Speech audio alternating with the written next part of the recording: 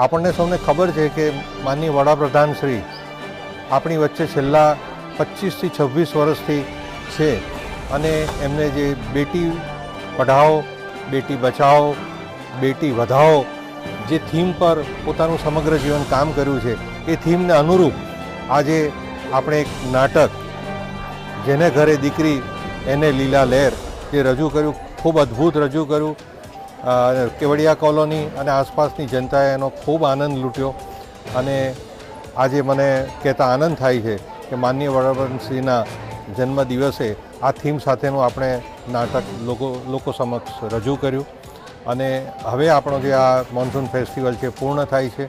હું નર્મદા જિલ્લાની અને ખાસ કરીને એકતાનગર કેવડિયાની જનતાને અભિનંદન આપું છું કે આટલો સારો સાથ સહકાર આપ્યો. Thank you.